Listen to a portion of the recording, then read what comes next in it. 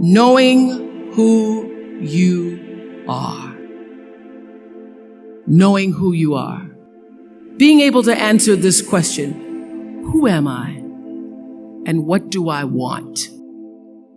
You know, many times when I go out of the country, I am baffled by that question. To explain what is your occupation. I've stood there for 10 minutes. Well, am I a talk show host? Well, I'm more than a talk show host.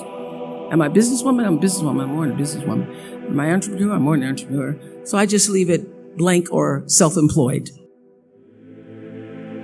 So I'm not asking for the roles that you play as daughters. I'm not asking that question.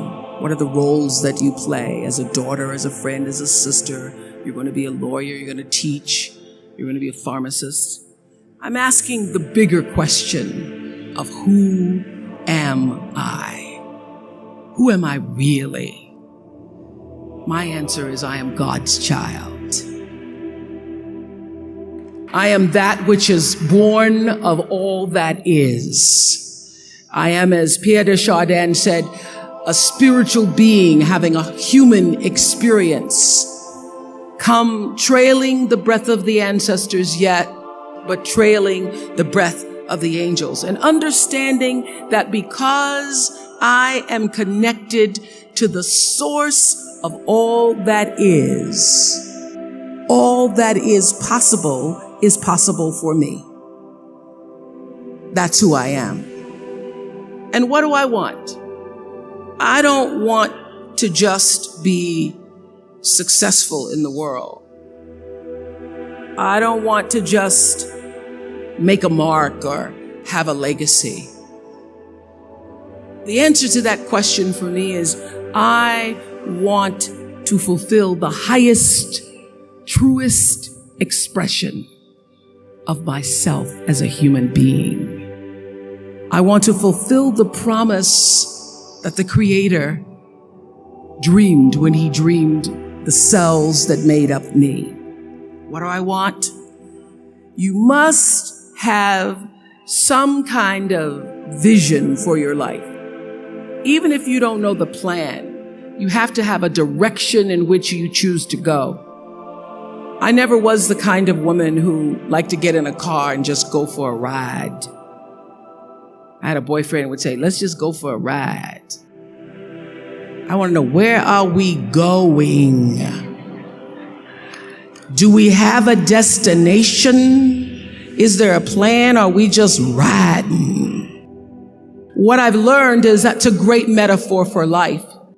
You want to be in the driver's seat of your own life, because if you're not, life will drive you. Knowing who you really are in this space and time that we embody. That's number one. What do you want? Who are you? Number two, you must find a way to serve.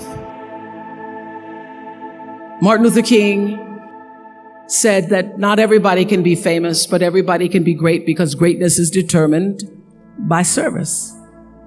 Now, we live in a world where everybody wants to be famous and where we admire people for just being famous.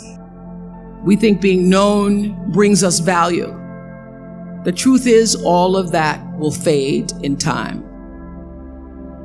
The real truth is that service and significance, service and the significance that you bring to your service is that which is lasting. So to be able to, whatever your occupation or job or talent or gift is, our honorees today getting doctorate degrees, to apparently opposite fields, HIV and AIDS and the spoken word. But what they have in common is service, using the spoken word in service to community and the world. Using your knowledge and information about HIV and AIDS and medicine in service to the world. And if you look at all the most successful people in the world, whether they know it or not, they have that paradigm of service. Everybody's talking about Mark Zuckerberg and the IPO. Service. Jay-Z rapping. Service. Through the word, to people, through song. For many years, I was really just happy to be on TV, and people would stop and say, "Oh, you on TV?" "Yeah, I'm on TV. I like being on TV. It's a nice job." That I went back and I took a long look at what it was I was doing on TV and made a decision that I was no longer going to just be on TV, but I was going to use TV as a platform, as a force for good, and not be used by TV. And I will tell you, my decision to make that significant change in the way I operated on television, using television as a service, changed my career exponentially. Service through medicine, service through art, using whatever it is you produce, your product, as a way of giving back to the world. When you shift the paradigm of whatever it is you choose to do to service, and you bring significance to that, success will, I promise you, follow you. Service and significance equals success. That's number 2. Number 3, it's so simple, but so hard to do. Always do the right thing. Be excellent. People notice. Think of how you notice. You go to Taco Bell, somebody gives you an extra napkin and some sauce. You notice. You want to go back to that person, because even at Taco Bell, excellence shows itself. Be excellent. Let excellence be your brand. Everybody talks about building a brand. I never even knew what that was. When people say, "You're a brand," I would say, "No, I'm just Oprah." What I recognize now is that my choice to, in every way, in every example, in every experience, to do the right thing and the excellent thing is what has created the brand. And what I know is that when you are excellent, you become unforgettable. People remember you. You stand out. Regardless of what it is, you become an unforgettable woman. And that is what we all want. We want to be unforgettable and not forgettable. So doing the right thing, even when nobody knows you're doing the right thing, will always bring the right thing to you.